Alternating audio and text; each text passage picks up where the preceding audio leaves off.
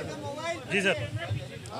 आज बजट सत्र की शुरुआत हुई है विधानसभा में और मुझे खुशी है कि सबसे पहले सदन ने सर्वसम्मति से कांग्रेस के हमारे जो विधायक हैं मुकेश भाकर जी, उनके निलंबन को समाप्त किया है और वो विधानसभा की कार्रवाई में भाग लेंगे। आज ही अभी गवर्नर साहब का भाषण हुआ और गवर्नर का जो भाषण होता है वो मूलतः सरकार का ही स्टेटमेंट होता है। उसको पढ़कर उन्होंने सुनाया, उसको हमने सबने सुना। अब उस पर विस्तार से चर्चा होगी, लेकिन ये बात सच है कि एक साल के कार्यकाल में इस सरकार को बहुत सारी चीज़ों का जवाब देना पड़ेगा।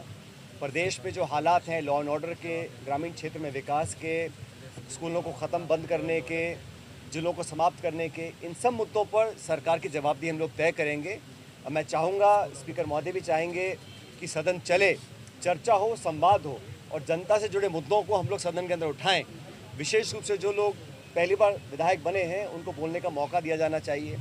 सरकार ने बहुत से आयोजन किए हैं, अपनी पीठ को थपथपाया है और हर बार जब भी उनसे सवाल पूछा गया तो उन्होंने या तो सवाल को टाल दिया या जवाब देने से मना किया है। लेकिन ये विधानसभा है, यहाँ पर कड़े सवालों का जवाब सरकार को देना पड़ेगा। विशेष रूप से रोज़गार से संबंधित इश्यूज़ को सरकार ने 4 लाख रोज़गार देने का संकल्प लिया था, उसमें से कितना धरातल पर उतरा है ये सब जानते हैं। और पूरे प्रदेश में जिस प्रकार का विकास कांग्रेस के राज में हुआ था उसके पास तक का भी विकास सरकार नहीं कर पाई है, जबकि केंद्र सरकार का जो सहयोग मिलना चाहिए। अब कल केंद्र का बजट आएगा। पिछले बजट में जो राजस्थान की अनदेखी हुई थी, मैं उम्मीद करता हूं कि इस बार केंद्र सरकार राजस्थान के लोगों को उदास नहीं करेगी और ऐसा सरकार से मैं आग्रह करूंगा कि अपने 8 करोड़ प्रदेशवासियों के लिए उचित मांगे रखें। रेल का, पीने के पानी का, योजनाओं को नेशनल प्रोजेक्ट घोषित करने का, इन सब मांगों का दबाव राज्य सरकार को केंद्र सरकार पर डालना चाहिए। एक ही पार्टी की सरकार होने के बावजूद प्रदेश को राजस्थान की अनदेखी पिछले केंद्रीय बजट में हुई थी। मैं उम्मीद करता हूं कि कल ऐसा देखने को नहीं मिलेगा। जहां तक विधानसभा सत्र की बात है, ये बड़ा महत्वपूर्ण बजट का सत्र होता है। इसमें क्षेत्र पर अलग अलग जिलों से मांगें आती हैं, लेकिन आज जो माहौल बना हुआ है, जब सरकार बनने के बाद जिलों को समाप्त करने की प्रक्रिया चालू हुई, तब भी मैंने कहा था कि अगर आपको जिलों में कुछ संशोधन करना है तो एक व्यापक मापदंड बनाएं। उस मापदंड के तहत जनसंख्या हो, प्रशासनिक क्षेत्रफल हो, उसके आधार पर निर्णय लेंगे तो लोगों को स्वीकार होगा। लेकिन मनमाने तरीके से जिलों को समाप्त किया गया, संभागों को समाप्त किया गया, उसमें भी कहीं ना कहीं राजनीति दिखाई दी है और प्रदेश भर में अनेक जगहों पर इसका विरोध हो रहा है।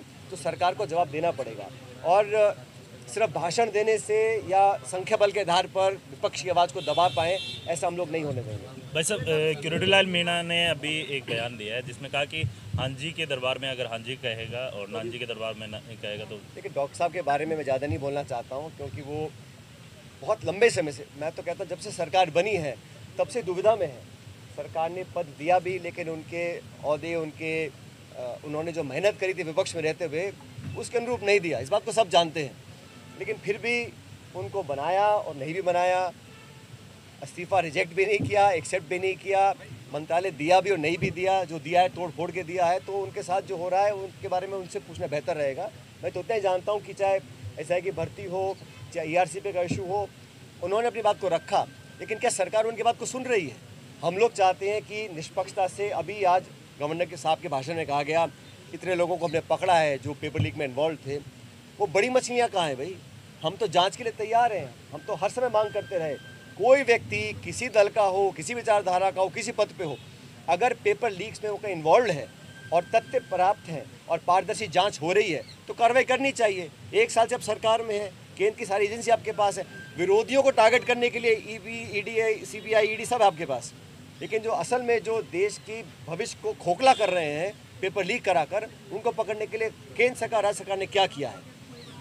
और मैं तो ऐसा मानता हूं कि ईआरसीपी प्रोजेक्ट पर लोग तालियां बजवा रहे हैं, लेकिन वो जो एमओयू साइन हुआ है मध्य प्रदेश राजस्थान का, उसको सार्वजनिक क्यों नहीं कर रहे हैं? उसको सदन के पटल पे क्यों नहीं रख रहे? राजस्थान का जो अधिकार था हमारा पानी का, पीने के पानी का, इंडस्ट्रियल यूज़ का, उसमें कितना हमको मिला है, कितना नहीं मिला है।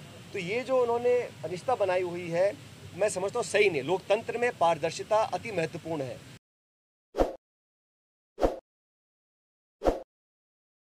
ताज़ा खबरों के लिए विजिट करें द फैक्ट इंडिया की वेबसाइट और डाउनलोड करें द फैक्ट इंडिया ऐप।